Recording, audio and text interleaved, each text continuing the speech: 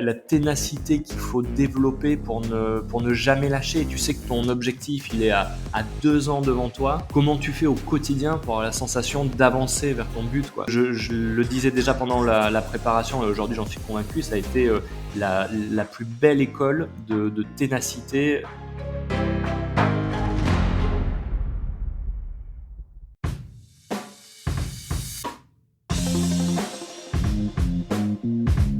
Hello, c'est Loïc Blanchard, le créateur et host du podcast indépendant Les Frappés. Je suis un ancien sportif de haut niveau, aujourd'hui reconverti en sportif aventureux, mais aussi entrepreneur, coach et préparateur mental certifié. Passionné d'outdoor et de défis en tout genre, j'ai voulu créer une communauté autour des valeurs de résilience, de dépassement de soi et de détermination, en vous offrant chaque semaine des conversations inspirantes avec des invités incroyables issus d'univers très variés.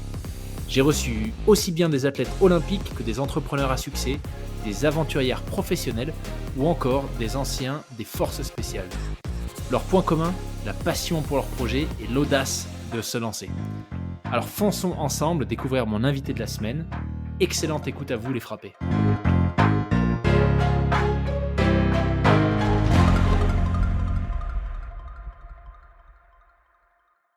Eh bien écoute, salut Lilian, bienvenue sur le podcast. Salut Loïc, ravi d'être avec toi aujourd'hui. Bah écoute, ravi de te recevoir. Un grand merci à Teddy d'ailleurs pour... je sais plus vraiment d'ailleurs, il n'y a pas eu de vraie mise en relation, mais en tout cas c'est à travers Teddy que moi j'ai découvert ton parcours, donc j'imagine on peut quand même le remercier pour ça. Oui, on peut remercier Teddy. Donc merci Teddy quand tu nous entendras. Eh bien écoute Lilian, ce que je te propose c'est peut-être de nous expliquer un petit peu ce que tu fais. Ouais, avec plaisir.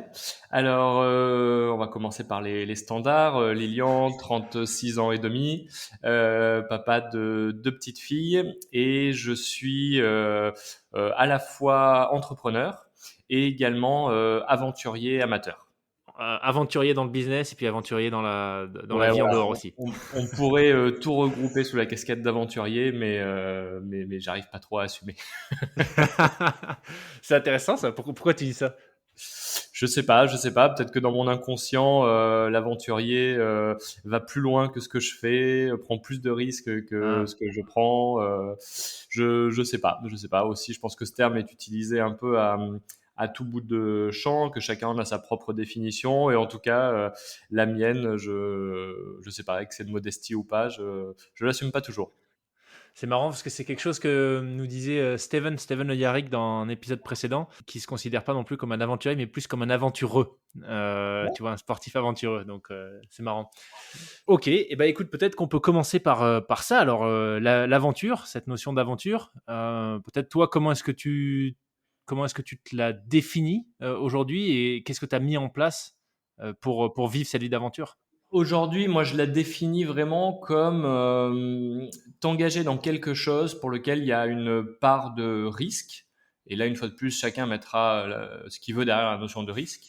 Mais une part de risque, une part d'inconnu, de découverte, mais par rapport à soi. Donc, ce qui est une aventure pour moi ne le sera peut-être pas pour toi ou inversement. Et moi, je suis tombé là-dedans. En fait, j'ai grandi j'ai grandi à Clermont-Ferrand, dans le Massif Central, et j'ai grandi avec un papa qui était président de la section Auvergne du club alpin français et qui tous les week-ends, depuis que je suis petit, me trimballait dans tout un tas de sorties outdoor, même si on ne disait pas outdoor à l'époque. Et donc comme ça, j'ai fait plein d'activités de montagne. Et il y en a en particulier 2 qui m'ont passionné étant ado. C'était l'escalade et le ski de pentraide.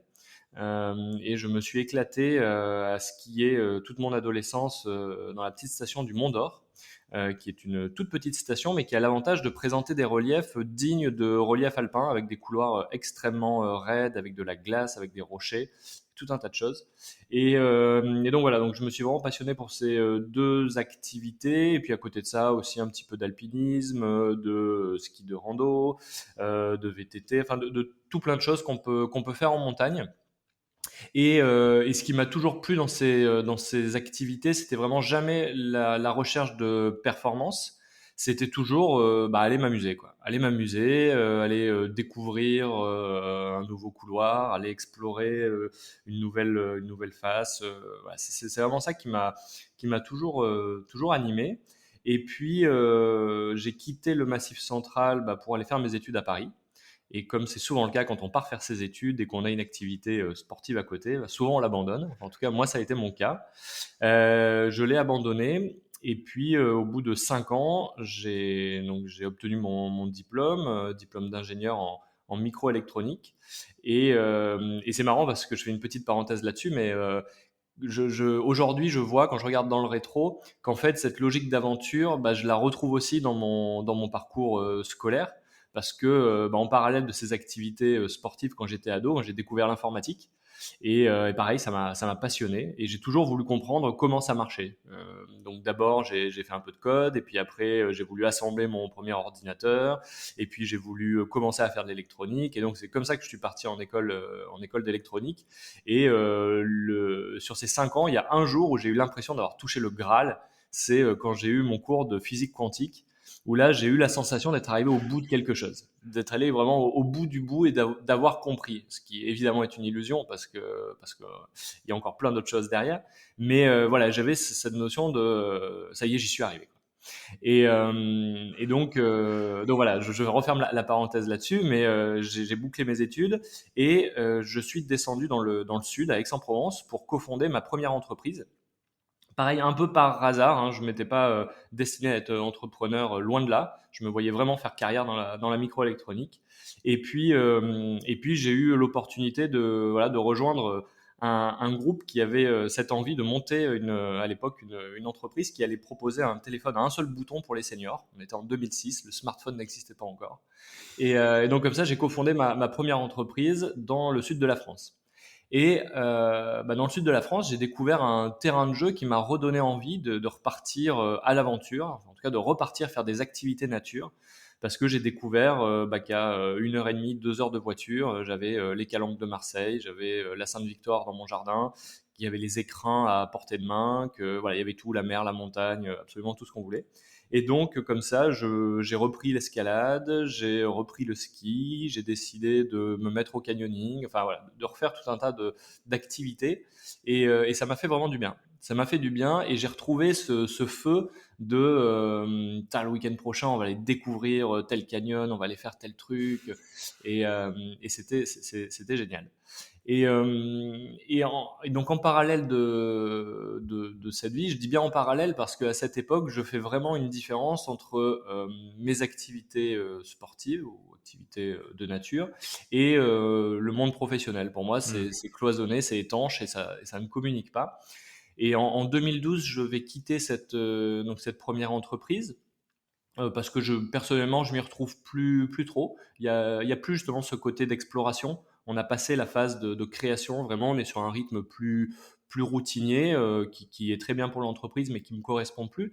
Donc, je quitte et on va avoir à ce moment-là nos deux filles avec ma femme et on se dit il faut qu'on profite d'elles. Elles sont encore petites. Nous, on sort tous les deux d'aventures professionnelles qui ont été vraiment extrêmement intenses et on a envie de profiter d'elles. Et on se dit, il faudrait qu'on parte 1 an en voyage à vélo avec nos filles. Et donc comme ça, l'idée elle naît fin 2014, en 2015, et on prévoit de partir 1 an à vélo avec nos deux filles depuis le Mexique, direction la Patagonie, pour passer du temps en famille. Donc c'est un peu ça qui sonne le début des, on va dire, grandes aventures. Et après, donc, il y aura une succession d'autres aventures derrière. Et à côté de ce projet, il y a aussi pour moi, quand on y pense, en 2014-2015, cette envie d'aller vite quand même. Et 1 an, ça paraît long. Et avec mon beau-frère, on découvre le concept de micro-aventure qui est un truc qui a été imaginé par un Anglais qui s'appelle Alastair Humphrey, qui a d'ailleurs eu le prix, je crois, de l'explorer de l'année là, par le National Geographic pour ce concept-là. Et ce concept, je trouve génial parce que c'est vraiment l'idée de dire, par rapport à ce qu'on évoquait au début, en fait, l'aventure, c'est pas que des gars bodybuildés avec $1 million de budget qui partent à l'autre bout du monde faire des trucs incroyables. En fait, c'est juste faire des choses qu'on n'a pas l'habitude de faire. Et ces choses-là, c'est par exemple décider que ce soir, en sortant du bureau, plutôt que de rentrer à la maison, on va aller dormir à la Belle Étoile sur la colline d'à côté et le lendemain, on va retourner au bureau directement. C'est décider que, tiens, qu'est-ce que ça donne si je décide de suivre le sud en ligne droite parfaite au milieu de la forêt pendant X kilomètres. C'est des choses comme ça. Et donc, voilà, on est vraiment séduit par cette idée avec mon beau-frère. Et on se dit, allez, on se lance le défi de faire une micro-aventure par mois pendant 1 an. Et on va documenter ça sur un blog pour essayer de donner envie, d'inviter des gens à nous rejoindre, etc. Et donc 2015, c'est vraiment la première année en préparation, ou en tout cas en amont de notre voyage à vélo. C'est la première année d'aventure. Avec des toutes petites aventures, alors parfois un petit peu plus grosses parce que du coup dès que tu commences à tirer le fil il y a des idées de plus en plus grosses qui arrivent, mais voilà, on a commencé vraiment très très simple, vraiment la première micro-aventure qu'on ait faite c'était on traverse un petit canyon qui est à côté d'Aix-en-Provence là, en ligne droite parfaite. S'il y a un caillou, on monte dessus, s'il y a un buisson, on passe à travers, mais en tout cas on ne dévie pas du sud parfait. Donc voilà, c'est venu comme ça. Et donc on a enchaîné sur ce voyage à vélo qui a duré donc 1 an avec nos deux filles qui avaient 3 et 5 ans à l'époque. Donc quelque chose de vraiment nouveau pour nous parce qu'on n'avait jamais fait de vélo. Enfin, on faisait du vélo comme tout le monde sait faire du vélo pratiquement, mais on n'avait jamais fait de voyage. Et ensuite, moi, ça va me donner envie au retour de ne pas lâcher cette logique de se dire, allez, en parallèle d'une vie familiale, en parallèle d'une vie pro, moi j'ai besoin de ce truc-là. J'ai besoin de me lancer dans des projets d'aventure sportive. Et donc je vais continuer. Et le premier projet que je mettrai après ça, c'est la traversée de la France en triathlon. Donc j'imagine pendant la fin de notre voyage à vélo, où voilà, on a passé 1 an à 4 et où je me dis, moi j'ai envie de faire quelque chose tout seul, j'ai envie d'avoir un peu d'air, quoi. Parce qu'à 4 à vélo, t'es toujours les uns sur les autres. Ce qui est génial d'un point de vue familial, ça a été une aventure extraordinaire pour nos filles, pour nous à titre perso, à titre de couple. Enfin, ça a vraiment été absolument fabuleux. Et à la fin, tu as quand même l'envie de se dire, allez, j'ai envie de faire quelque chose pour moi. En tout cas, c'était moi ma volonté. Et je me dis, tiens, qu'est-ce que ça donnerait de traverser la France en courant? C'est une idée qui m'avait traversé l'esprit il y a longtemps. Et puis là, j'y repense. Je me dis, bon, je suis pas coureur. On rentre d'1 an de voyage. Il faut quand même reprendre une activité pro. Donc se lancer comme ça risque d'être compliqué. Ça risque de prendre beaucoup de temps. Donc si je le faisais à vélo, ça irait plus vite. Mais j'ai quand même envie de courir. Et du coup, je me dis, vélo, course à pied. Si je rajoute de la nage, ça fait un triathlon, quoi. Et c'est comme ça que naît l'idée de se dire, allez, je prends la plus grande distance terrestre qui existe en France, qui est une diagonale qui part de Bretagne et qui va jusqu'à Menton, et je la divise suivant les ratios de l'Ironman, et je parcours cette diagonale-là. Et donc, ça va donner un triathlon que je vais faire au mois de juin ou mai 2017. Et donc, je vais pédaler de Postpoder près de Brest jusqu'à Gap. À Gap, ma femme va récupérer mon vélo et je vais courir jusqu'à Nice. Et de Nice, je vais nager jusqu'à Menton. J'ai inversé j'ai pas gardé l'ordre traditionnel du triathlon pour des questions logistiques. Et donc, ça sera ma première grande aventure solo. Ce qui me donnera l'idée, en fin de ce triathlon, de me dire, mais tiens, le Tour de France ne fait pas le Tour de France. Le Tour de France à vélo ne fait plus le Tour de France. Il le faisait il y a longtemps. Tu retrouves des cartes en 1911, 1912 de tracés qui font vraiment le tour. mais c'est plus le cas aujourd'hui. Et donc je me dis, ça serait assez élégant de le faire. Et je me dis, si je trouve un sponsor qui est prêt à m'aider sur le vélo, eh ben je me lance dans ce défi l'année prochaine.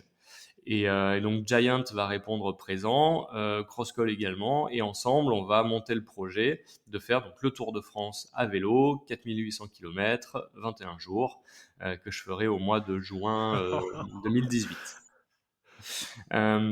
Donc ça, autre grande aventure. Et c'est toujours pendant que je fais des trucs comme ça que j'ai l'idée du truc d'après. Et j'avais découvert quelques mois en arrière que il y avait des gens absolument fous qui traversaient des océans à la rame. Et en bon montagnard que moi j'étais, ça m'a effrayé. Comment des gens peuvent être assez fous pour se lancer pendant des semaines, voire des mois, sur un environnement aussi hostile. Et vraiment, ça me terrifie. Et malgré tout, je vais quand même suivre sur les réseaux sociaux quelques bateaux comme ça qui traversent. Et la peur va progressivement se transformer en curiosité en se disant mais s'il y a des gens qui le font, c'est que c'est possible. Et je découvre que ces gens ne sont pas particulièrement marins au départ et que finalement quasiment tous arrivent de l'autre côté entier. Euh, et donc la curiosité va se transformer en pourquoi pas moi quoi. Et donc, je décide en 2017, je décide de préparer ce projet de traverser l'océan Atlantique à la rame. Je décide de me lancer dans ce projet, cette fois-ci pas tout seul, avec un coéquipier. Et on va donc préparer ce projet qui finalement nous fera prendre le départ de la traversée fin 2020, le 22 novembre 2020. Et on traversera en 47 jours depuis les Canaries jusqu'en Martinique, où on arrivera le 8 janvier 2021. Voilà Excellent. en condensé et avec des petits allers-retours temporels, un peu comment je suis arrivé dans ce monde de l'aventure. Excellent. Punaise, je sais pas par où commencer. J'ai plein de questions qui me viennent, mais ce que je trouve fascinant, c'est la façon dont tu l'as dit il y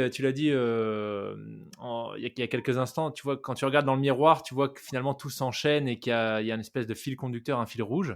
Et la façon dont tu le racontes, en tout cas, ça donne vraiment ce sentiment que oui, ça a été quelque part une évolution naturelle, une aventure en entraîne une autre, un petit peu plus importante ou un petit peu plus folle. Mais la question que je me pose quand même, c'est si j'ai bien compris, moi ce que je retiens, c'est que vraiment le lancement, on va dire le moment, le tipping point, ça a été cette année en famille à vélo. Et tu vois, ça m'interpelle parce que moi je suis en pleine phase de changement aussi. On attend un enfant, je viens de quitter mon job chez Apple, on déménage, on quitte la Suisse, on rentre en France. Bref, les changements, ça fait toujours un petit peu peur. Donc je me demande comment est-ce que toi tu as géré ça, c'est-à-dire à quel moment est-ce que l'idée de cette année en famille où en gros vous avez tout lâché pour prendre du temps pour vous. À quel moment est-ce que c'est passé de l'idée à la réalité et comment est-ce que vous avez géré ça avec ta femme? Écoute, c'est une bonne question. Avec ma femme, donc on s'est rencontrés en école d'ingénieur. Et la société dont je te parlais, que j'ai cofondée en fin d'études, elle faisait aussi partie de l'aventure. Ok. Euh, et on s'était toujours dit avec ma femme, mais depuis vraiment très longtemps, depuis qu'on était étudiant, on s'était dit un jour on fera un grand voyage. Tu sais, alors est-ce que ça serait en backpacker, en je sais pas quoi, mais on s'était dit voilà un jour on partira longtemps, loin et ça sera bien. Et puis voilà, tu te fais embarquer dans les études, le boulot, et puis tout ça passe. Et on a notre première fille, on a notre deuxième, et je crois qu'on s'est vraiment réveillé un matin, et sincèrement, c'est à peine romancé, où on est tous au petit déjeuner et où on se dit en fait, elles sont déjà si grandes. Enfin, tu vois, Hmm. elles sont déjà grandes. Elles sont pas encore à l'école. Enfin, elles sont à la maternelle, donc pas encore d'école entre guillemets obligatoire. Il y a cette envie de voyage qui nous a jamais vraiment quittés et de se dire en fait si on veut profiter de nos filles, si on veut aussi que elles puissent profiter de nous, en fait c'est maintenant quoi. C'est maintenant et donc on se dit il faut qu'on passe du temps avec elles. Et sauf que passer du temps avec elles, on voit bien que pris dans nos boulots c'est compliqué. elles, pris aussi dans leur routine d'école, c'est compliqué aussi. Et l'idée va venir assez spontanément de se dire, partons un an à vélo. Pourquoi le vélo? Je saurais pas te le dire. C'est vraiment venu naturellement. Et l'itinéraire nous est apparu aussi comme une évidence. On était allé pendant nos études, on avait fait 15 jours de vacances au Mexique, on avait adoré ce pays. Et en bon grimpeur qu'on était, je parle pas en termes de niveau, mais en termes d'esprit, en bon grimpeur qu'on était, la Patagonie, c'était un truc qui nous faisait rêver. Et tu mets tout ça dans un sac, tu mélanges et ça donne l'idée de partons à vélo du Mexique, direction la Patagonie avec nos filles pendant un an. Voilà. Waouh. Ça vient comme ça, quoi. Ça vient comme ça. Alors ça reste encore une idée. Et tant qu'une idée, elle passe pas à l'action, ça fait pas grand-chose. Et donc vraiment, le truc qui fait basculer, c'est de dire, on prend des billets, quoi. Vas-y, on va sur Internet, on prend des billets, Marseille-Cancun, et puis on verra ce qui vient après, quoi. Et donc ça part de là, quoi. Ça part vraiment de là, d'une envie de profiter de nos filles, qu'elles elles puissent aussi profiter de nous et de pas se réveiller le jour où elles quitteront la maison en se disant zut, on a peut-être coupé quelque chose, quoi. Ouais. Waouh. En tout cas, bravo, hein, parce que j'imagine que, enfin, si je me projette là, ça fait quand même encore une fois un certain nombre de changements. Donc, je trouve que c'est juste génial de voir que vous avez réussi, tu vois, à saisir Ouais, ouais, l'opportunité. ça fait beaucoup de changements. Après, je crois que le plus dur, c'est cette première étape, quoi. Ouais. C'est de réserver le billet d'avion, c'est ouais, de mettre le premier coup de rame quand t'es aux Canaries. C'est toujours ce premier truc. Et là, je pense que si tu arrives à décomposer ton projet en éléments suffisamment petits, jusqu'à identifier c'est quoi le truc le plus facile que tu peux faire là tout de suite pour mettre le pied à l'étrier, ça y est, tu te mets dans l'action et derrière, c'est parti. Mais si tu veux à l'avance faire le contour intégral du projet dans ses moindres détails, tu passeras jamais à l'action, quoi. Il y aura toujours Ouais. une bonne raison, tu vois, de pas faire. Ah oui, mais j'ai un boulot, oui, mais j'ai un crédit sur la maison, oui, mais les enfants, oui, mais la famille. Il y aura toujours une bonne raison, tu vois, t'en Ouais. trouveras.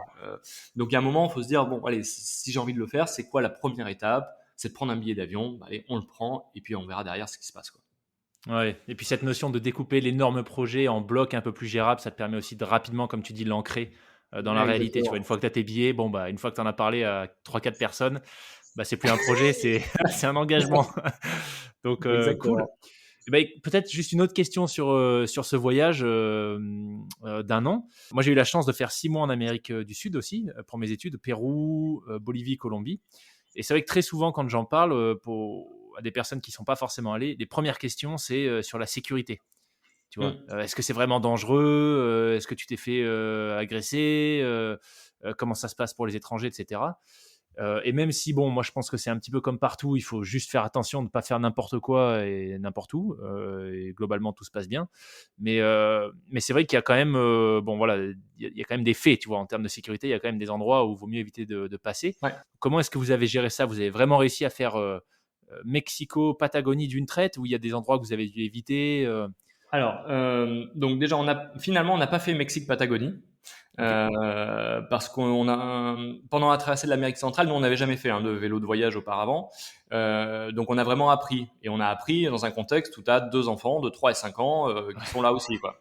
Donc je te la fais courte, mais en fait ce qu'on a découvert, c'est qu'il nous a fallu un bon mois et demi pour comprendre quel était le rythme qui était adapté à ce voyage, et le rythme qui convenait, c'était que nous on roule fort pendant 4-5 jours pour satisfaire notre envie voilà, de se dépasser, etc.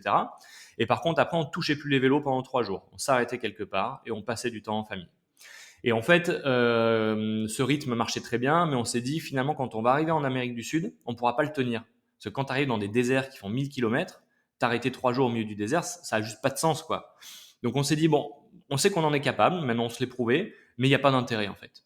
On avait on avait perdu notre objectif de vue. Notre objectif, c'était de passer du temps en famille. Et en fait, rapidement, notre objectif, il est devenu inconsciemment, il faut qu'on arrive en Patagonie à vélo. Ouais. Ce qui en fait était une connerie. Notre vrai objectif, c'est de passer du temps ensemble. Donc on a rerouté le voyage pour finalement traverser l'Amérique du Sud jusqu'au Panama, ensuite faire un petit tour d'Europe parce que finalement on le connaissait pas, puis c'était plus simple de changer nos billets pour l'Europe. Bref, je te passe les détails. Donc on fait Angleterre, Écosse, Irlande, on se prend la pluie pendant 3 mois, on craque, on dit c'est pas possible. Donc on finit la fin du voyage en Thaïlande.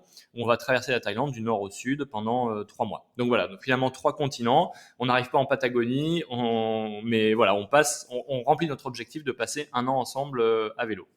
Donc je reviens sur cette notion de risque. Effectivement, quand tu prépares ce voyage et que tu dis à tes parents, on va partir à vélo avec nos filles. Alors en fait, non, c'est pas quand tu dis ça à tes parents, c'est quand tu dis ça aux grands-parents de tes enfants. Je te laisse faire l'association. Eux te disent no way quoi. Enfin, vous vous rendez pas compte, c'est dangereux, machin. Enfin bon. Donc un peu difficile de prendre ça de la part de tes proches et de moins proches aussi. Hein. La vérité, c'est que dans la préparation de ce voyage, tu sais, tu as le site du ministère des Affaires étrangères, je crois, en France, qui te donne un peu le niveau de dangerosité des pays, là où tu peux aller, pas aller. Et je sais pas pour quelle raison, nous, on s'est retrouvés sur le site anglais, sur l'équivalent anglais de ce site-là. Et on regarde donc un peu tous les pays qu'on avait traversés, et puis par curiosité, on se dit, tiens, on va regarder la France. Et ben la France était le pays le plus dangereux qu'on pouvait traverser. Parce qu'on était juste après les attentats, et que si tu veux, le site anglais disait évitez d'aller en France, restez à l'hôtel si vous y êtes, ne prenez pas les transports en commun. Enfin, c'était une situation de guerre, quoi. Donc déjà, ça te fait relativiser un peu.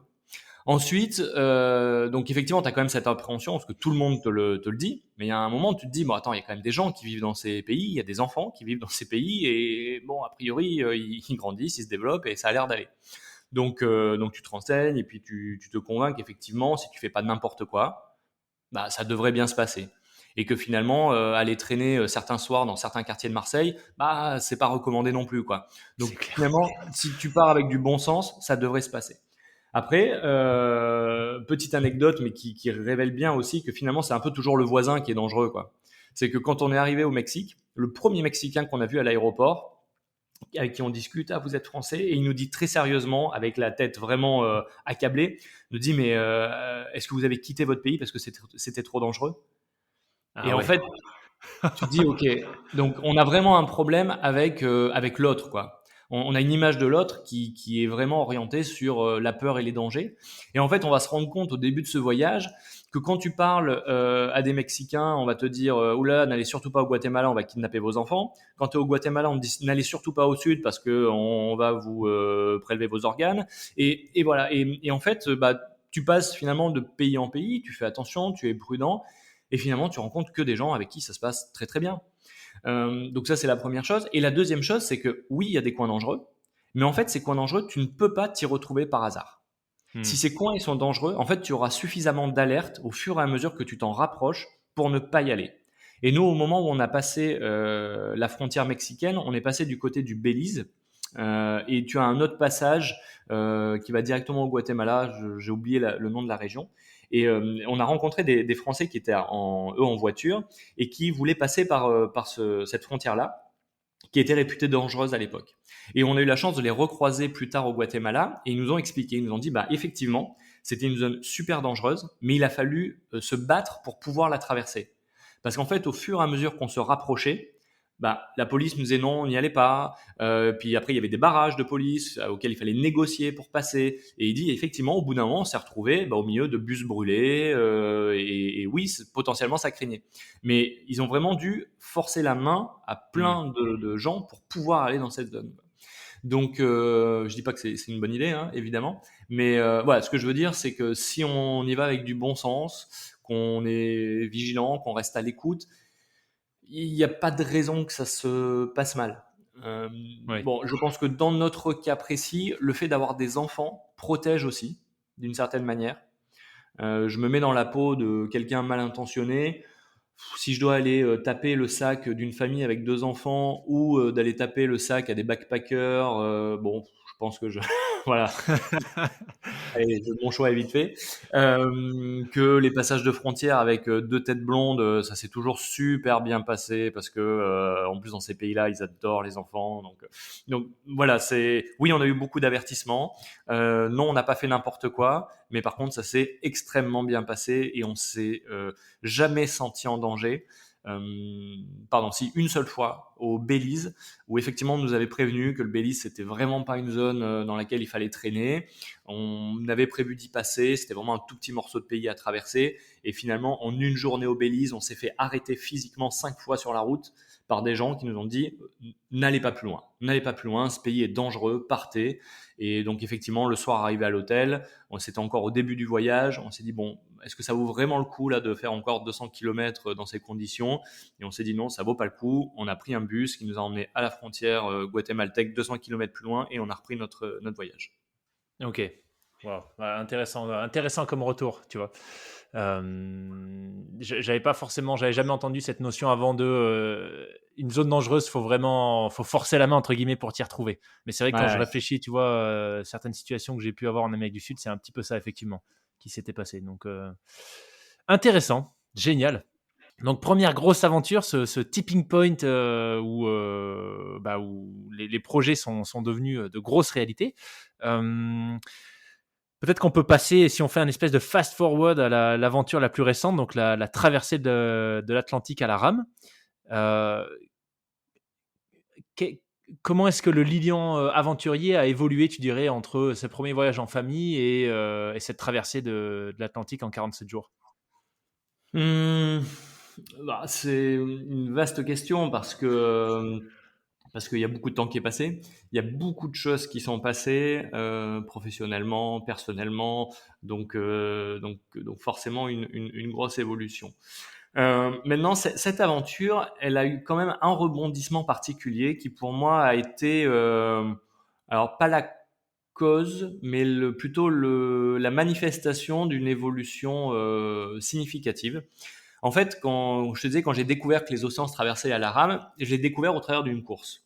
Une course qui s'appelle la Talisker Atlantic Challenge et qui tous les ans fait partir une vingtaine de bateaux sur l'Atlantique. Et donc, quand j'ai l'idée de me dire, tiens, pourquoi pas moi? En fait, je me dis, bah, il n'y a pas de question à se poser, je vais m'inscrire à la course. Parce que même si c'est une course en autonomie, bah, il y a un cadre, on va être sur des rails pour la préparation, donc on va mettre toutes les chances de notre côté pour arriver de l'autre côté de l'océan. Et donc, on va rentrer dans le process, passer toutes les formations, on va se préparer avec la course. Et au départ, on doit partir fin 2019. Et fin 2019, mon coéquipier Guilhem, qui lui habite à Paris, fait les allers-retours régulièrement pour qu'on s'entraîne, prépare le bateau. Et le dernier week-end où on doit expédier le bateau jusqu'à la ligne de départ, donc il descend à Marseille. Et pendant qu'il est dans le TGV, il m'envoie un texto pour me dire que en fait, il est tombé et qu'il a le pouce cassé. Donc il arrive à Marseille et effectivement, on fait très rapidement le constat que en fait, avec un pouce cassé, on part pas quoi. On part pas et que donc on est obligé d'annuler. Enfin annuler, on est obligé de partir un an plus tard. Donc on contacte la course pour leur expliquer et leur dire on déplace notre inscription à l'année suivante, ce qui est permis par l'organisation. Tu as le droit de déplacer 3 fois ton départ, parce qu'ils savent que il y a plein d'aléas liés au sponsoring, il y a plein de choses qui font que c'est compliqué d'être au rendez-vous l'année où tu t'inscris. Et donc on appelle la course et eux nous disent pas de problème. Par contre l'année prochaine c'est déjà plein, donc on peut vous mettre sur l'édition de fin 2022. Sauf que nous on est fin 2019, que ça fait 2 ans qu'on prépare le projet et que l'idée de partir dans 2 ans, elle est juste pas possible. Que moi professionnellement et Guilhem aussi, on s'est organisé, c'est-à-dire que lui a pris un congé dans sa boîte. Moi à l'époque je suis indépendant, donc j'ai prévenu tous mes clients que on a arrêté l'émission et puis que on reprendrait contact dans quelques mois.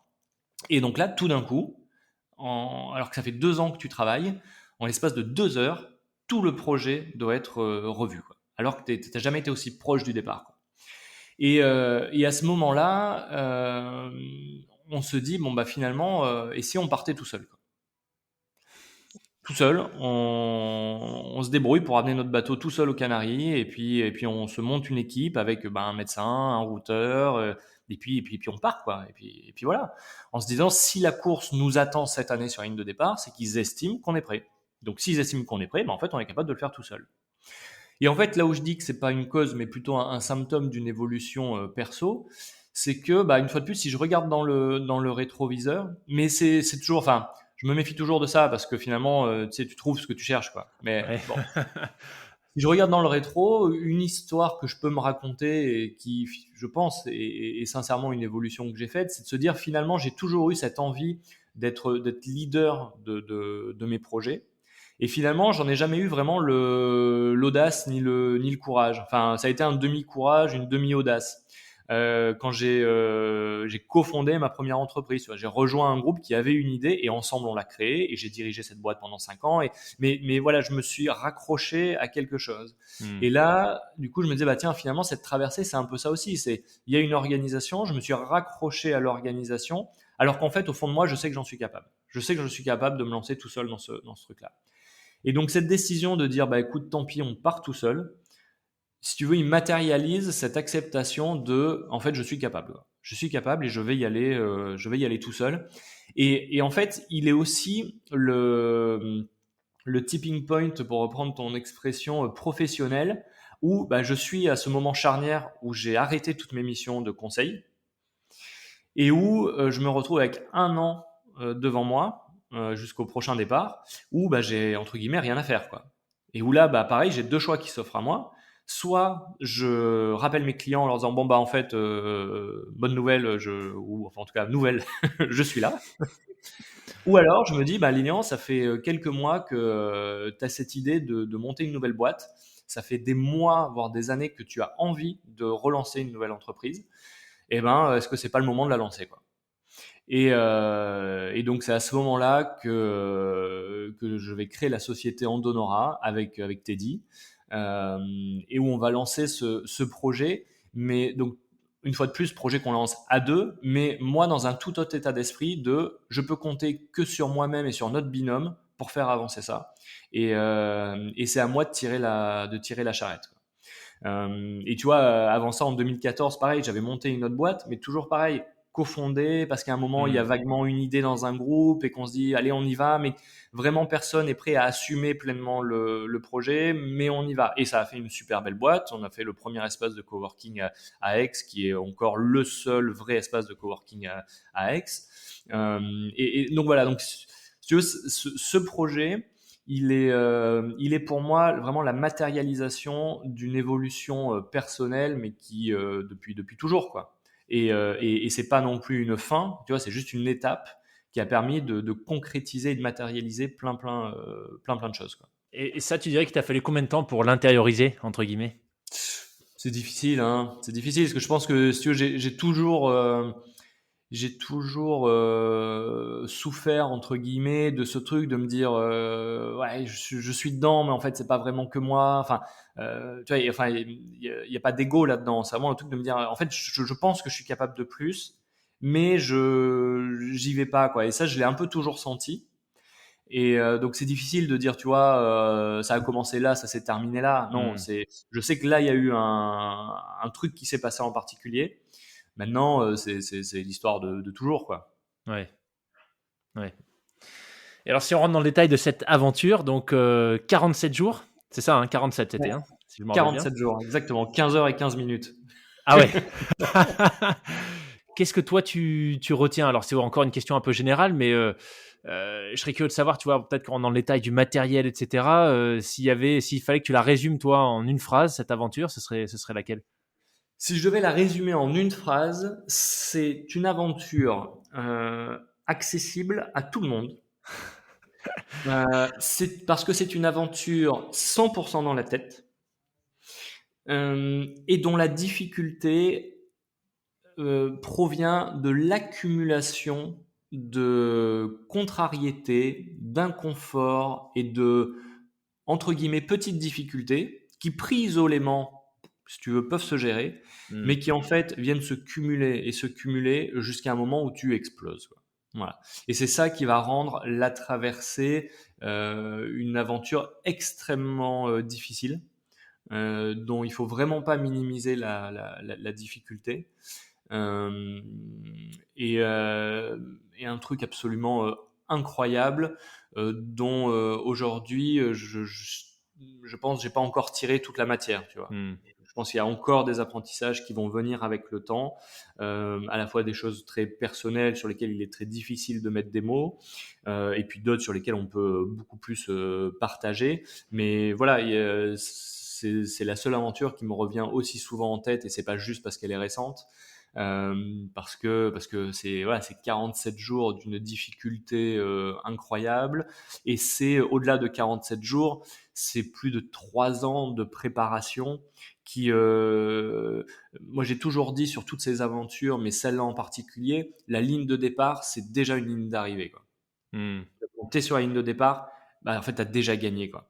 Parce que mais c'est tellement de travail, tellement de sacrifices qu'il faut faire avant pour pouvoir être sur cette ligne de départ, qu'en fait, voilà, la traversée, c'est pas 47 jours. J'ai compté, je crois qu'en tout, c'est ouais, 1900 quelques jours, je crois, ou un truc comme ça, là. C'est super intéressant ce que tu dis. Je me le suis noté, la ligne de départ, c'est déjà la ligne d'arrivée. Je suis 100% d'accord avec toi. C'est vrai que souvent, on voit pas cette partie immergée des icebergs, tu vois, Non. de toute la phase de préparation. Mm.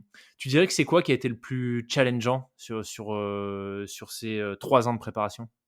Sur ces 3 ans de préparation, le plus challenging, on va dire, ça va être le sponsoring. Ouais, Parce que là, on est sur des niveaux de budget que nous, on pouvait pas financer tout seul, hein. On est sur un peu plus de 100 000 euros. Et puis aussi l'envie de partager ça avec du monde, quoi, pas de le faire juste dans notre coin. Donc ça, c'est extrêmement difficile, ça prend beaucoup de temps. Moi, je suis arrivé un peu naïf sur ce sujet en me disant que j'avais déjà fait de la levée de fonds pour des entreprises pendant longtemps, et que je savais comment on levait de l'argent, sauf qu'en fait, c'est pas du tout la même chose. Et que on est sur une discipline, tu vois, là on en parle, ça fait rêver, etc. Mais en fait, globalement, c'est pas un truc qui intéresse. Enfin, tu vois, tu vas pas, une boîte va pas sponsoriser ça pour gagner en notoriété, ou si tu veux, c'est pas le Vendée Globe, c'est pas Roland ouais. Garros, c'est pas un truc grand public, c'est pas quelque chose qui va vite, c'est autre chose, quoi. Donc le sponsoring c'est très très dur, et c'est tenir, quoi. Tu vois, la ténacité qu'il faut développer pour ne jamais lâcher. Tu sais que ton objectif il est à 2 ans devant toi. Comment tu fais au quotidien pour avoir la sensation d'avancer vers ton but, quoi. Moi, je le disais déjà pendant la préparation, et aujourd'hui j'en suis convaincu, ça a été la plus belle école de ténacité où j'ai pu aller, quoi. Ça, je veux bien te croire, surtout, comme tu dis, sur la partie budget, pour en avoir discuté avec pas mal d'invités. Ouais, ça fait partie de l'aventure, j'imagine, mais c'est vrai que c'est souvent un point, parfois même bloquant, mais en tout cas qui demande énormément de temps et d'énergie, Ouais. à tel point que, moi, j'ai découvert ça il y a pas longtemps, encore une fois, avec Steven. Tu as des boîtes qui se spécialisent dans la levée pour des projets comme ça. Mm. Donc ils viennent prendre une commission au passage, évidemment, mais voilà, à tel point que tu as des aventuriers, des sportifs qui n'hésitent plus à sous-traiter cette partie financement. Ok, donc sur la partie préparation, clairement le sponsoring. Belle preuve de résilience en tout cas, hein. J'imagine que rester 100% engagé, enfin au-delà de la ténacité, c'est aussi arriver à rebondir, gérer, tu vois, la news du dernier moment, le pouce cassé. C'est ça. J'imagine que dans ta tête, ça a Et, dû. et, et toutes les autres dont je te passe les détails qui sont arrivés avant, mais si tu veux, dans cette préparation, s'il n'y a pas eu 10 occasions où je me suis dit, bon, on abandonne, quoi. Tu vois, c'est qu'il n'y en a eu aucune. Mais il y a eu tellement de fois où en fait tu te dis, bon, franchement, là, est-ce que c'est pas le moment en fait de lâcher, quoi? Est-ce que Ouais, c'est pas le moment de lâcher? Finalement, allez, on n'a pas trop, on va perdre un peu d'argent perso, on a passé du temps, mais bon, finalement, voilà, est-ce que c'est pas le truc à faire, quoi? Et je me souviens m'être fait la promesse pendant la préparation de dire, bah en fait non, quoi. Là, vraiment à titre perso, il faut que tu te prouves que non, là tu lâcheras pas, quoi qu'il arrive, tant que tu seras pas physiquement cloué sur un lit qui t'empêche de faire ce truc, tant qu'il n'y a pas un truc qui te met un stop et sur lequel tu peux pas agir, tu ne lâcheras pas, quoi. Et voilà, et il y en a eu, mais je te dis des dizaines des occasions de dire on arrête, quoi. il me semble avoir lu quelque part que vous avez même frôlé une catastrophe. Ton coéquipier est tombé à l'eau, c'est ça? Ouais, Guilhem est passé à l'eau. Alors bon, tu sais, entre la réalité et comment les médias vont transformer ça Ouais. en punchline, il y a un petit monde. Mais effectivement, Guilhem est passé à l'eau une nuit. Et en fait, il faut savoir que le vrai danger sur ce type d'aventure, sur une traversée océanique à la rame, c'est de tomber à l'eau sans être attaché. C'est-à-dire que si tu tombes à l'eau sans être attaché, le bateau il avance toujours. Même si tu arrêtes de ramer, en fait, il y a toujours un peu de vent qui le pousse. Et donc, si tu tombes à l'eau, tu peux ne jamais remonter sur le bateau. Et en fait, donc avec Guilhem, on est tous les deux montagnards. Donc en termes de sécu, on est tous les deux au taquet. Et on a vraiment été irréprochables là-dessus pendant toute la traversée. Donc oui, Guilhem est tombé à l'eau une nuit en sortant de la cabine, mais il était longé. Donc si tu veux, en 15 secondes, il était remonté à bord du bateau, Ok. en rage comme pas possible parce que ben voilà, il sortait de son quart de sommeil, il s'était bien préparé, il était sec, crémé, tout ce qu'il fallait. Donc ça fout les boules. Par contre, donc il est remonté sur le bateau et en tombant, il a perdu sa frontale. Et dans les 15 secondes où il est remonté sur le bateau, on a regardé derrière nous et la frontale, elle était 50 mètres derrière le bateau. Et donc Ah là, oui. tu te dis effectivement, s'il n'avait pas été attaché, en fait, c'était terminé, quoi. Plus jamais je le revoyais, quoi. C'est franchement effrayant, quoi. Et c'est le vrai risque de ces traversées. Et ça me fait vriller quand je vois sur les réseaux sociaux des équipages qui postent des photos pendant leur traversée où ils sont tous dans l'eau, sans être longés. Alors oui, la mer est calme, il n'y a pas une ride, mais enfin, il faut pas le faire, quoi. Ne serait-ce que par l'image que tu renvoies, quoi. Ouais. C'est vraiment le truc à ne pas faire. Si tu veux mourir sur une traversée à la rame, mais fais ça, quoi. Il y a pas meilleur moyen de le faire, en fait. Voilà. Donc voilà, il y a eu ce truc-là. On n'a pas eu le temps d'avoir peur, si tu veux, parce que ça s'est vraiment passé très très vite. Et Ouais. puis voilà, il était longé. Alors c'est chiant d'être toujours longé, on va pas se mentir, c'est très très chiant. Mais voilà, on se l'était promis, on l'avait promis à nos familles et on l'a respecté à la lettre pendant toute la traversée. Et comment vous organisez du coup sur les 47 jours? Vous ramez, il y a des quarts? Bon, ouais, l'organisation à deux, c'est des quarts de 2 heures. Donc, on rame jamais ensemble. Tu rames par alternance, 2 heures, 2 heures. Donc, il y en a un qui rame pendant 2 heures, pendant que l'autre va se reposer. Alors, il va manger, faire un point sur la navigation, dessaler de l'eau, etc. Et donc, on se relaie comme ça 24 heures sur 24. Donc ça crée en fait une situation d'épuisement très rapide, hein. Au bout de quelques jours, au bout de 2 jours, t'es déjà HS parce que donc on traverse au niveau des Canaries, enfin on part des Canaries, donc on est très au sud. Donc malgré le fait qu'on soit en novembre, il fait très chaud. C'est-à-dire qu'en journée, dans la cabine, il fait à peu près 39 degrés, parce qu'il faut Ah toujours ouais. fermer la porte et la fenêtre, parce que sinon tu te prends de l'eau en permanence. Donc ça veut dire qu'en journée, tu ne peux pas dormir dans la cabine. Il commence à faire suffisamment frais à partir de 2 heures du matin. Donc ce qui veut dire qu'au final, en moyenne, tu dors 3 fois 1 heure par jour. Donc tu te fais mais exploser. Ça c'est vraiment, si tu veux, ça construit une base de fatigue sur lequel tu viens empiler tout le reste. Et tout le reste, ça va être que tu es toujours mouillé, tu es toujours salé, tu as toujours des petits bobos partout. Alors, bah, en premier sur les fesses, parce que tu es toujours en train de ramer, tu vois, donc tu as des irritations aux fesses, je te passe les détails, mais quand tu as du sel qui vient se mettre là-dedans, c'est un bonheur. Tu as la même chose aux mains. Tu rajoutes à ça l'isolement, le manque de ta famille, le fait que la nuit, tu vois rien, c'est-à-dire tu es dans un noir absolu, comme tu ne l'as jamais vu. Tu es dans le noir, tu as des creux qui vont jusqu'à 8 mètres, tu vois pas le bout de tes rames. Des fois, tu mets une rame, il y en a une qui est dans l'eau à droite, mais à gauche, la rame est dans l'air. Des fois, t'as pas d'eau du tout. Des fois, tu les mets dans l'eau, mais ça avance pas. Voilà, tu rajoutes à ça, bah voilà, je faisais le manque de la famille qui pour moi a été quelque chose de très difficile. Tu rajoutes à ça le fait que tu manges un peu toujours la même chose. Tu rajoutes à ça que l'eau que tu dessales, bah, elle a quand même un goût de plastoc qui est dégueu. Et quand au milieu de la nuit, tu as un poisson volant qui vient s'écraser sur ta figure comme à la vitesse d'un service de tennis, bah, en fait, t'exploses, quoi. T'exploses. Et en fait, c'est ce que je te disais tout à l'heure, c'est que pris séparément, chacun de ces trucs, il n'y a rien d'insurmontable. Ouais. Mais quand tu fais la somme de tout, bah, il y a un moment, enfin, t'en peux plus, quoi. Quand Guilhem il est sorti de la cabine et qu'il est passé à l'eau, si tu veux, ça l'a fait mais exploser, quoi. Parce que ça vient se cumuler à tout ça. Des fois, des trucs à la con, tu es en train de ramer et tu vois, tu vas glisser sur ton siège et tomber en arrière. en fait, pareil, ça te met dans une colère, mais incroyable, quoi. Donc c'est tout ça qui fait que c'est extrêmement difficile. Si un autre truc qui est, on peut pas se l'imaginer, mais c'est de n'être jamais debout, de jamais marcher pendant 47 jours. C'est-à-dire que le bateau, tu vois, il fait 7 mètres de long, 1,80 m au plus large. Et sur le pont, c'est plein de cordes, les rails des sièges. Enfin, t'as pas d'espace en fait pour marcher. Donc tu passes ta vie assis, à quatre pattes, allongé pendant 47 jours. Et 47 jours, parce que nous on a été rapide, hein, ça peut durer jusqu'à 90 jours une traversée, quoi. Donc voilà, c'est tout ça qui en fait que à un moment tu te dis c'est pas possible, quoi. Comment on va faire, quoi. Et comment ça s'est passé avec Guilhem, justement, le fait d'être 47 jours ensemble, H24? Eh ben très bien, ça s'est très bien passé. Alors déjà parce qu'on a eu 3 ans, hein, pour apprendre Ouais. à se connaître, à naviguer ensemble, parce qu'on se connaissait pas au départ avec Guilhem, hein. Moi quand j'ai eu cette idée, j'ai mis un message sur les réseaux sociaux en disant tiens je cherche des gens pour faire un projet un peu gros, et Guilhem a répondu, et donc on a eu 3 ans pour se préparer. On a passé, franchement, je pense, la meilleure traversée qu'on aurait pu imaginer. Il y avait vraiment de la confiance entre nous.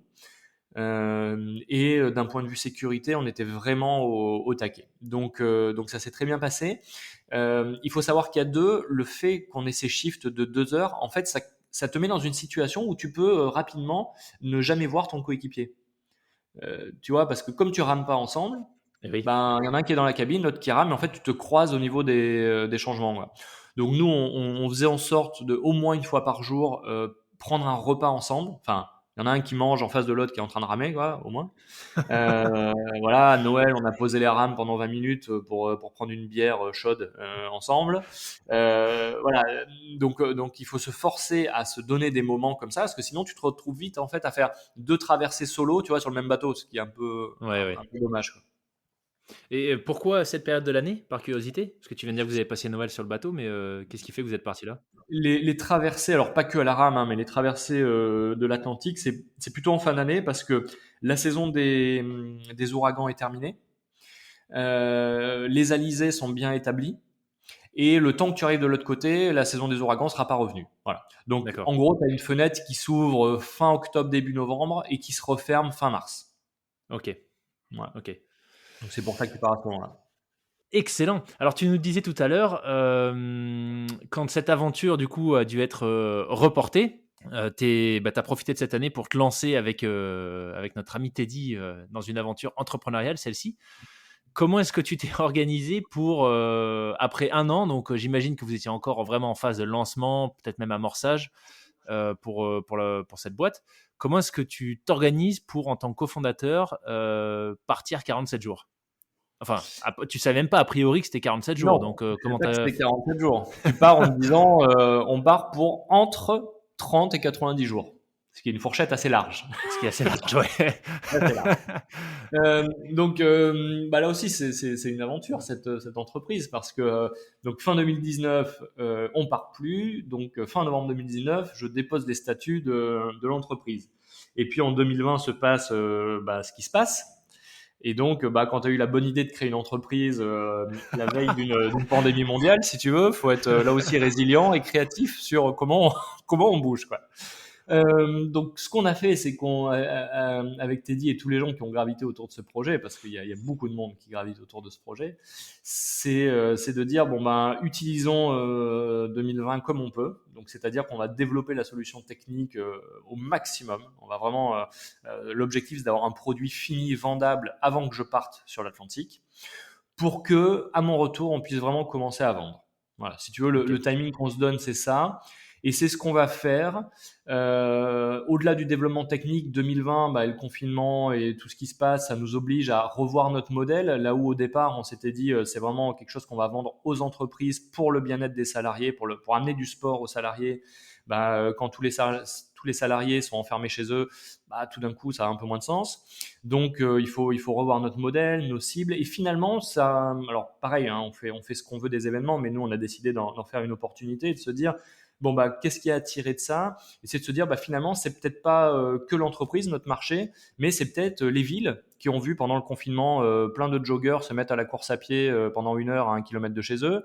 C'est peut-être les hôtels qui ont envie de faire sortir les gens. C'est peut-être les salles de sport qui, les pauvres, sont fermées et ont besoin de faire quand même du sport à leurs adhérents. Et donc comme ça, on va explorer plein d'autres pistes. Et donc en parallèle de ma traversée, il y a plein de choses qui avancent avec des équipes sur des identités graphiques, avec des finalisations d'offres, etc. Teddy avance aussi beaucoup pendant mon absence. Et au retour, effectivement, on démarre commercialement dans un contexte qui voilà est la traîne de cette année 2020 qui rend les choses pas faciles, mais finalement voilà la promesse que je m'étais faite sur la traversée de rien lâcher, de toujours chercher une solution aux problèmes qui se présentent et de vraiment s'en servir pour en tirer des enseignements, on va l'appliquer. Et là où on sort de 2019 en se disant bon, il y a plein de marchés potentiels, on va les essayer pour voir lesquels répondent. En fait, tu vois, on a commencé à commercialiser en février. Aujourd'hui, on est au mois de septembre. Sur tous les marchés qu'on avait envisagés, on a trouvé des clients et des clients contents. Donc aujourd'hui, on est dans une situation pas facile à gérer parce que du coup, ça fait beaucoup de boulot, mais qui est plutôt idéal dans le sens où partout où on propose, ça répond et ça plaît. Donc voilà, ça c'est bien emboîté. Et cette entreprise, pour moi, c'est aussi la première fois où vraiment je décloisonne complètement vie pro et vie perso, enfin, en tout cas ses Ok. aventures, et où les deux vraiment se marient très bien, quoi. Si tu veux, cette idée d'Andonora, elle est vraiment née de la rencontre avec Teddy, où tu l'as vu quand tu l'as interviewé. Teddy, il a son expérience dans les forces spéciales, où l'outdoor, c'est leur terrain de jeu, quoi. C'est leur terrain d'entraînement, c'est voilà. Et où moi, l'outdoor, c'est aussi mon terrain de jeu sous un autre, un autre axe, mais où moi, j'ai toujours eu cette passion de dire, c'est toujours mieux quand tu fais un truc dehors, quoi. Enfin, même si tu as pris la pluie pendant une randonnée avec tes enfants, tu en gardes un bon souvenir.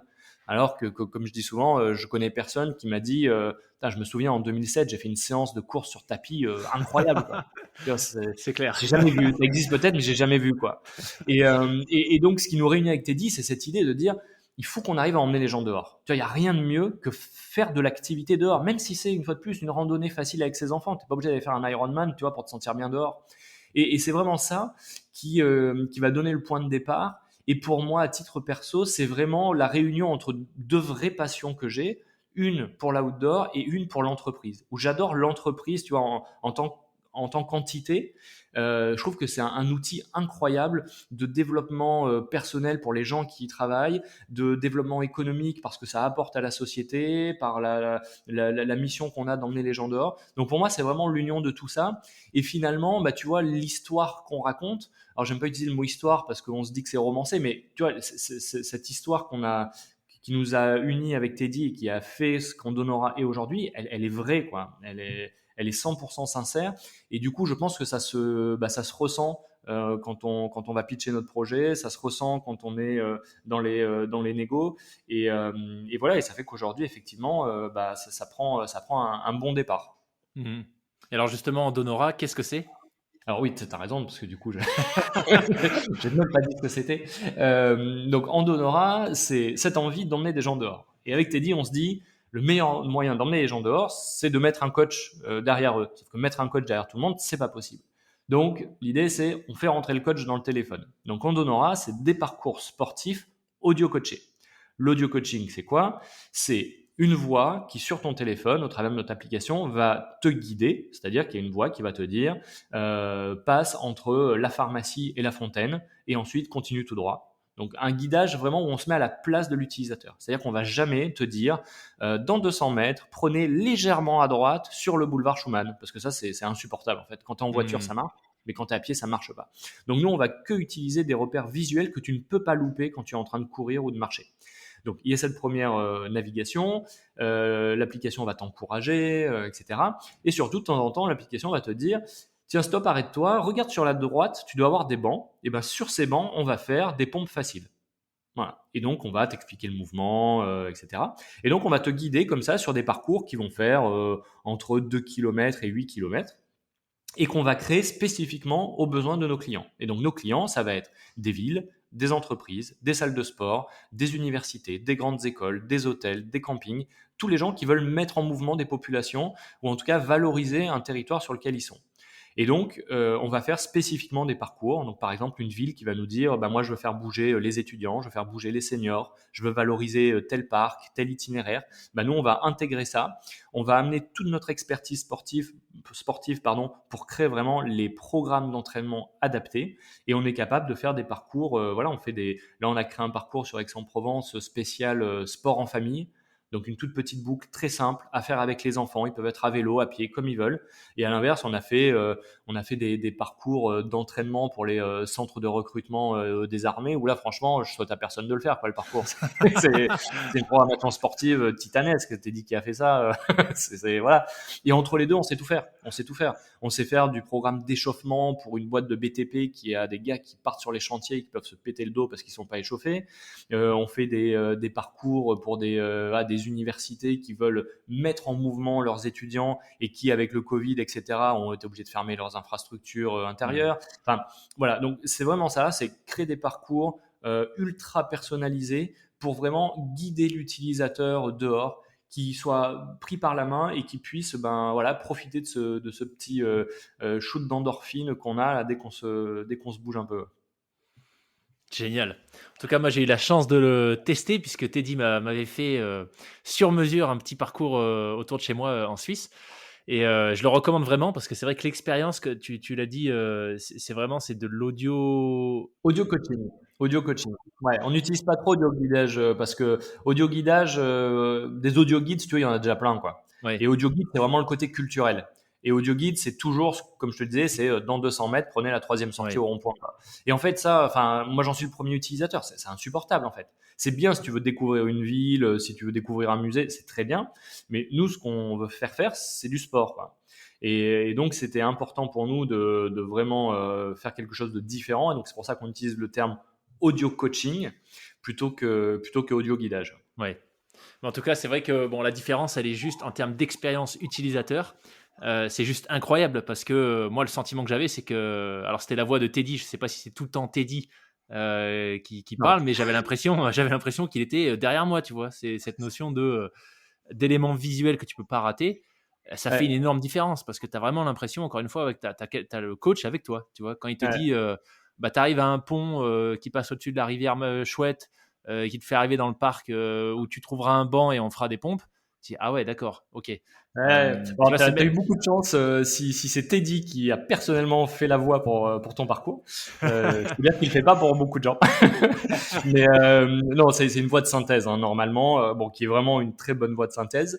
Et c'est vrai, le commentaire que tu fais, tu vois, on l'a régulièrement de la part de premiers utilisateurs qui nous disent, sincèrement, j'avais l'impression d'être espionné. Quand vous Ouais. m'avez dit, tourne à la boulangerie et qu'il y a vraiment une boulangerie, en fait, enfin, l'expérience, elle est vraiment, ouais, elle est vraiment sympa. Ouais, c'est vraiment génial. Et même sur ces modules d'exercice qui viennent se greffer sur le parcours, puisqu'en fait, l'idée, c'est comme un parcours de run. Ouais, Au milieu de ce parcours, tu as le choix, si tu veux, de t'arrêter là où il y a un banc, un muret, une zone plane, etc., exactement, pour faire des exercices. Et ce qui est super, c'est que tu exactement. as les vidéos. Si tu as un doute sur le mouvement, bon, moi, par exemple, tu vois, j'étais pas bien sûr je me rappelle plus exactement quel mouvement est-ce qu'il fallait que je fasse, quelle répétition est-ce qu'il fallait que je fasse, mais j'avais un doute sur comment bien faire le mouvement. L'idée, c'est quand même pas de se blesser. Et ce qui est génial, c'est que tu as les vidéos intégrées où tu peux voir, encore une fois, Teddy, en Ouais, train de te montrer le mouvement, décidément. tout à fait. Ce qui est juste génial, quoi. C'est un super mix, j'ai trouvé. C'est pas, l'épisode n'est pas sponsorisé par Andonora, hein, il faut quand même le Non, préciser. on n'a pas les moyens. Mais j'ai trouvé que c'était un super mix entre une séance accompagnée avec un coach et puis en fait une séance en autonomie. Tu vois, c'est-à-dire Mm. que le curseur est, en tout cas pour moi, était super bien placé. Ouais, non, on remplacera jamais un coach et c'est pas le but, hein. Il y a rien de mieux que l'humain, mais voilà, le coach, il faut pouvoir se le payer, il faut qu'il soit dispo. Enfin, il y a plein de contraintes, quoi. Donc, on essaie de faire le mieux qu'on peut avec la machine entre guillemets. Et mais après, on essaye vraiment de pas trop se coller l'étiquette d'application, parce que oui, évidemment, le service est distribué autour de cette application, mais l'idée, c'est vraiment un concept sportif avant tout. Et ça, c'est vraiment Teddy, tu vois, qui a cette expertise-là et qui l'amène de dire, on va mixer à la fois du running et des ateliers de renforcement musculaire, parce qu'en fait, ça va faire bosser toutes tes filières, absolument toutes, et c'est l'entraînement le plus complet que tu puisses avoir, tu vois, parce que tu as ces petites séances, ces petites jonctions entre les exercices que tu vas faire en courant, mais sur, tu vois, parfois juste 200-300 mètres, donc tu cours pas longtemps, mais suffisamment quand même pour bien Ouais, activer le cardio. Enfin, voilà, donc c'est vraiment avant tout une pratique sportive à part entière qui est accessible au travers d'une application, évidemment. génial. Génial. Et application d'ailleurs qui est en train de, enfin qui est en train, ça date pas d'hier, mais qui séduit de plus en plus parce que ce qui est chouette, c'est que je vois, maintenant que je suis vos posts, il y a des villes, les armées, etc. qui se mettent à utiliser vos services, donc très très chouette et je pense que ça laisse présager un développement fulgurant, n'est-ce pas? On espère. Écoute, moi, une question que j'ai par rapport à cette partie entrepreneuriat, c'est que justement, encore une fois, hein, c'est une question un petit peu égoïste, mais je suis en train de. On a créé une boîte avec un associé il y a peu de temps qu'on va faire en sorte de développer à fond. Et donc, on est sur toute cette partie que moi aussi je trouve très sympa de construction de la vision, de la stratégie, etc. Et comme tu le disais un peu plus tôt, pour moi, à mes yeux, ce qui est très intéressant également, c'est en fait comment est-ce que ce projet il vient nourrir un besoin de développement personnel. Ouais. Tu vois, et donc là, voilà, je suis vraiment dans cette phase de réflexion. Qu'est-ce que je vais aller chercher pour moi, au-delà de l'aspect manger, à travers ce projet. Donc, je serais curieux de savoir comment est-ce que toi tu gères cette phase-là quand tu es en phase de lancement, puisque c'est pas la première fois que tu lances un projet. Et puis tu le disais, voilà, aujourd'hui, c'est vraiment, avec Andonora, c'est la première fois que tu viens faire sauter peut-être cette barrière entre, les aventures perso et puis le monde du business. Donc comment est-ce que tu gères toi, cette partie réflexion sur ce que tu vas aller chercher dans un projet entrepreneurial? Euh, Ben, je pense, alors, au départ d'un projet, en fait, c'est assez facile, parce que normalement, c'est justement cette envie, cette vision qui te pousse à te lancer. Ce qui est plus compliqué, c'est de maintenir, tu vois, maintenir le feu, Ouais. quoi. Parce que bah, une fois que tu t'es lancé, que tu t'es fait plaisir à faire une charte graphique, à faire des belles présentations pour pitcher ton idée, etc. Bah derrière, il y a une vraie réalité d'entreprise, quoi. Et tu vois, moi, ça fait avant ça, j'ai fait 7 ans de conseil auprès de plein d'entreprises. Et tu sais, je suis toujours partagé autour de l'image qu'on a donnée de la startup. Et d'ailleurs, moi, j'utilise plus ce terme parce qu'on l'a utilisé à toutes les sauces. Et ça a donné l'image, si tu veux, que en gros, tu participes à un startup week-end et t'es un entrepreneur et t'as levé des fonds et c'est gagné, quoi. Alors qu'en fait, c'est pas ça. Faut pas oublier qu'une startup, c'est avant tout une entreprise et qu'une entreprise, elle vit par l'argent de ses clients et pas par l'argent de ses investisseurs et il y a une vraie réalité derrière, quoi. C'est beaucoup de travail, beaucoup de ténacité, beaucoup de moments très très durs, quoi. Et c'est pas juste passer des nuits blanches à mettre en place des plateformes web, quoi. Donc c'est ça qui est rapidement, en fait, il y a ce quotidien, cette réalité qui vient. Et donc il faut trouver justement les relais pour se rappeler justement cette envie qui est là, la nourrir et faire qu'on continue d'aller de l'avant. Une fois de plus, tu vois, moi, je me dis aujourd'hui, mais voilà, c'est vraiment une réflexion très personnelle. Je me dis, cette entreprise, on a vraiment de grandes ambitions avec Teddy pour Andonora. On veut l'amener très loin. Mais vraiment, moi, je dois le faire pour moi. Enfin, tu vois, je sais pas trop comment le dire, mais tout comme la traversée, j'avais besoin d'aller au bout pour me prouver que quoi qu'il arrive, je lâcherai pas et que je tiendrai. Bah là, il y a un peu ça aussi, tu vois. J'ai envie d'en faire une très belle entreprise, non pas pour que ce soit une très belle entreprise, mais en fait pour parcourir le chemin qui m'amène à ça, quoi. Mmh. Tu vois? Parce que c'est ce chemin qui va continuer de me faire grandir, continuer de me faire apprendre tout un tas de choses. Et donc je l'aborde comme ça, en n'oubliant jamais que ça reste une entreprise, que le carburant de l'entreprise, ça reste l'argent qu'elle rentre. que oui, c'est une vision qui la dirige, mais son fuel, c'est le cash qui rentre. Hmm. Et là aussi, c'est d'avoir ça en tête dès le début, quoi. Dès le début, sans que ce soit une fin en soi, mais c'est évidemment un objectif parce que cette entreprise, il faut qu'elle soit autonome. Moi, ma première aventure entrepreneuriale, donc, qui a duré pour moi 6 ans, une entreprise qui existe toujours. J'ai fait 3 levées de fonds sur lesquelles j'ai levé un peu plus de 7 millions d'euros. Je sais ce que c'est tu vois, de devoir chercher en permanence des financements pour soutenir un développement. C'est épuisant, c'est défocalisant et j'ai vraiment pas envie de reproduire ça.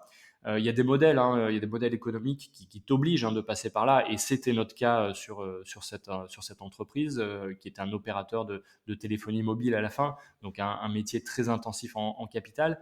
Donc là, c'est aussi l'envie de se dire non, moi je veux vraiment une entreprise qui soit capable de voler de ses propres ailes le plus vite possible, et donc il n'y a pas le choix en fait. Il faut que commercialement on soit bon. Là où pareil, moi à titre perso, tu vois, je me suis jamais senti l'âme d'un commerçant. J'ai toujours plutôt eu une image négative de ça. Et en fait, je me suis rendu compte qu'en fait, je me suis complètement lourdé, quoi. Je me suis lourdé.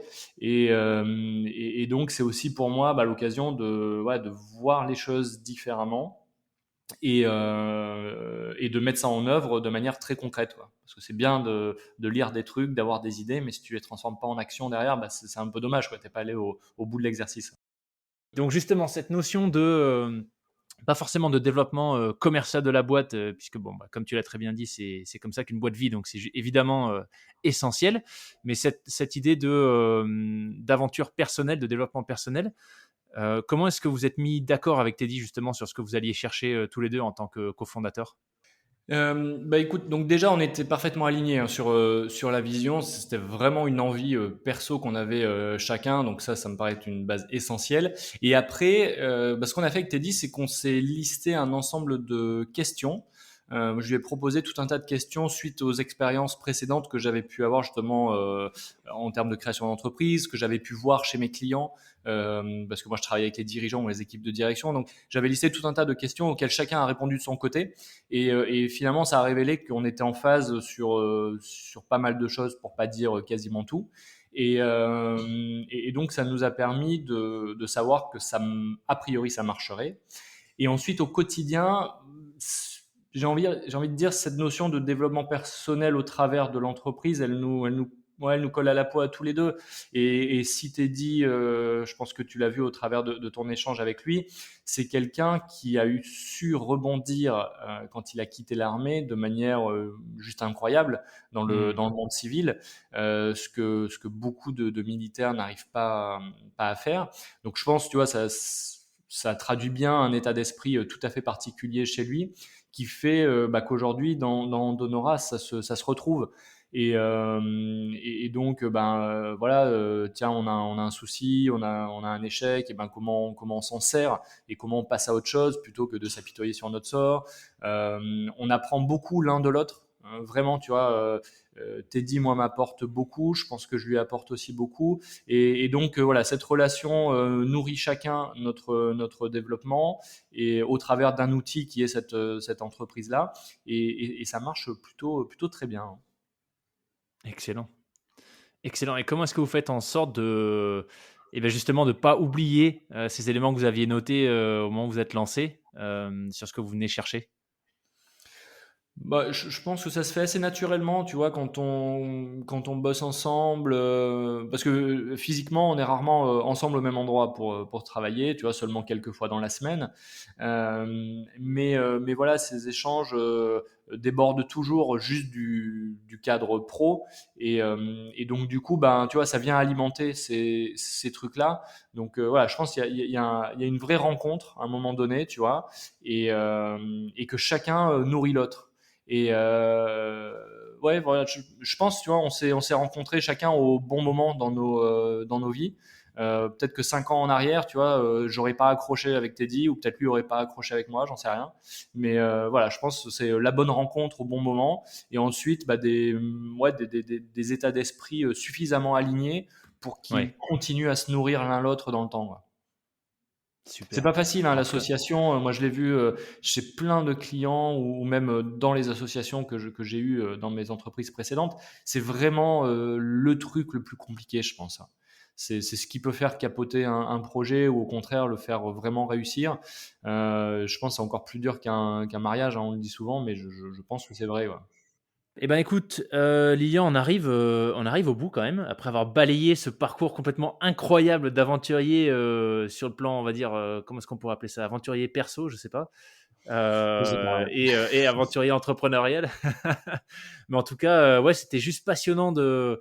Bah, quelque part, moi, ce que je retiens, c'est j'ai l'impression, avec beaucoup d'humilité, tu nous as partagé toutes ces expériences diverses et variées, mais qui, quand même, quelque part, sont en train de monter en intensité. Enfin, moi, c'est l'impression que je retiens. Euh, mais ce que je retiens aussi, c'est que tu as réussi à faire ça bah, voilà, sans avoir des millions sur un compte. Tu es allé te chercher des sponsors. Comme tout le monde, comme dans tous les projets, il y a eu des galères. Et puis, bah, tu as réussi, avec beaucoup de détermination et de résilience et de ténacité, comme tu l'as dit, à les surmonter et à faire en sorte que les projets voient quand même le jour. Donc moi, c'est vraiment ce que je retiens, tu vois, de notre échange, c'est cette capacité à continuer à aller de l'avant, croire en ses projets et puis aller chercher la prochaine aventure qui fera en sorte que, bah voilà, tu vois, en termes de développement, puisqu'on en a pas mal parlé, tu viens rajouter des blocs, tu vois, tu viens rajouter des petites pierres à l'édifice et l'aventure se poursuit comme ça au fur et à mesure. Donc, vraiment un grand, grand merci pour ce super partage. Je sais pas, toi d'ailleurs, est-ce que tu disais que voilà, tu es parti en vélo avec tes filles au début et que bah, ça a été un projet familial, mais s'il y avait, tu vois, fort de toutes ces aventures, s'il y avait peut-être un message que tu aurais envie de faire passer, alors que ce soit à tes filles ou à d'autres, tu vois, des gens plus, peut-être un peu plus âgés qui seraient à deux doigts de se lancer comme toi, tu l'as fait à un moment donné, qu'est-ce que tu aimerais partager comme message? Bah écoute, bon déjà je te remercie vraiment de m'avoir permis de partager tout ça. Et c'est vrai que tu vois, moi j'essaie vraiment de partager en direct, tu vois, les préparations, ce qui se passe vraiment, et de le faire vraiment sans filtre. Tu vois, j'ai aucun problème à dire que sur la Transat, j'ai pleuré toutes les larmes de mon corps plusieurs fois. J'ai aucun problème avec ça. Parce que c'est la réalité en fait, et on la voit assez peu, tu vois, cette réalité. Souvent on voit le truc à la fin, tiens ça y est, ils ont traversé l'Atlantique en 47 jours, ça y est, la boîte a réussi, elle fait tant de millions d'euros de chiffre d'affaires, et puis ça vient gommer, tu vois, où on voit pas tout ce qu'il y a avant, tout ce que ça veut dire. Et donc j'ai vraiment envie de montrer ça. Et voilà, comme tu l'as dit, enfin moi je suis vraiment monsieur tout le monde, quoi, tu vois. Je me suis jamais considéré comme sportif. Vraiment, tu vois, vraiment, la notion de sport pour moi, c'est entraînement, c'est compétition, c'est pas moi ça. Donc Ouais. je suis vraiment monsieur, madame, tout le monde. Professionnellement, pareil quoi. J'ai jamais été le premier de ma classe, major de promo ou je sais pas quoi. Donc j'essaie de passer ce truc que c'est possible en fait. C'est possible. Il faut juste en fait tu vois, moi je dis toujours, faut passer de l'inspiration à l'action, parce que l'inspiration, on nous en bassine les oreilles, mais à longueur de journée, quoi. Il suffit Hmm. d'ouvrir Instagram ou n'importe quel réseau social, et toute la journée, tu vas avoir des idées qui popent dans ta tête, en mode, putain, ça j'aimerais bien faire, ouais, ça me fait rêver, ça me donne envie, etc. Donc déjà, faut se rappeler que c'est pas la réalité, qu'il y a beaucoup de travail derrière, etc. Mais il faut surtout se rappeler qu'en fait, c'est possible. Tu vois, c'est vraiment Ouais, possible. complètement. Si un autre être humain a réussi à faire tel truc, c'est qu'en fait, je dois être capable aussi de le faire. Et que pour y aller, ben, le premier truc, c'est ouais, ce qu'on disait tout à l'heure, c'est essayer de décomposer tout ça, trouver le plus petit élément qui peut me permettre de passer à l'action tout de suite. Et puis de ce premier élément, il y en aura un autre, et puis un autre, et puis un autre. Et tu vois, de l'extérieur, je comprends qu'on puisse se dire, tu vois, les aventures, par exemple, elles sont allées crescendo. En fait, moi, je le vis pas comme ça, parce que tu vois, quand je prends la décision de faire le Tour de France à vélo, alors que j'ai même pas de vélo de route, que j'ai jamais fait de vélo de route enfin de vélo avec des quatre pieds, et que je me dis dans 6 mois, je pars faire quasiment 5000 km et je me mets le challenge de le faire en 20 jours, tu vois, bah c'est sacrément intense, quoi. Alors que quand je pars sur Ouais. l'Atlantique, je dis pas que c'est pas intense, mais tu vois, il y a déjà tout ça avant. Donc, à titre perso, tu vis pas du tout les choses pareilles que ça peut être perçu de l'extérieur. Et quand je dis que la Transat à la rame, c'est accessible à tout le monde, je le pense sincèrement, tu vois. Et il suffit de creuser un peu pour voir qu'il y a des gens à la retraite qui traversent des océans à la rame. Il y a des gens amputés des deux jambes qui traversent des océans à la Hmm. rame.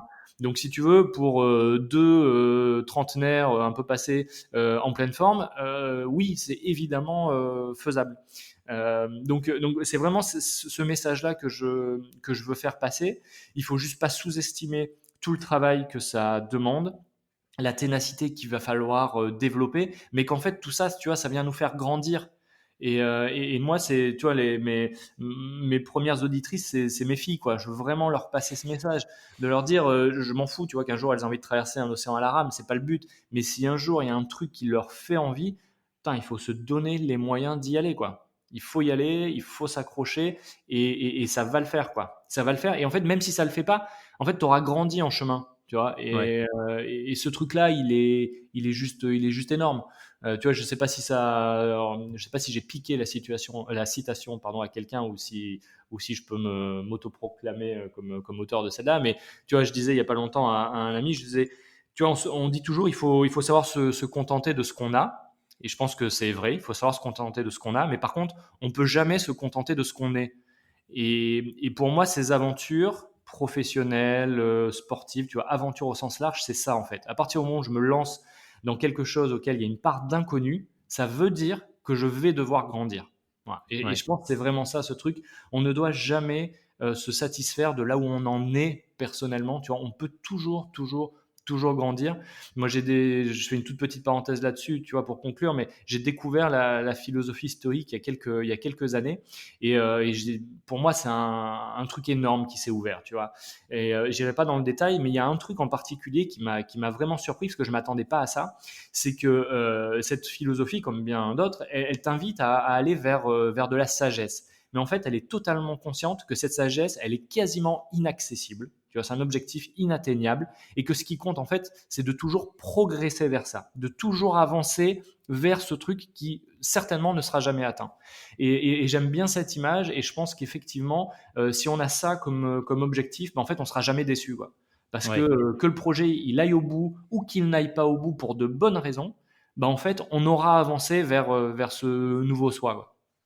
Donc on en revient à cette idée de chemin plutôt que de destination en réalité. Ouais, exactement. Mais tu vois, c'est un truc que tu as vu 14 fois sur Ouais. Instagram avec une jolie photo derrière.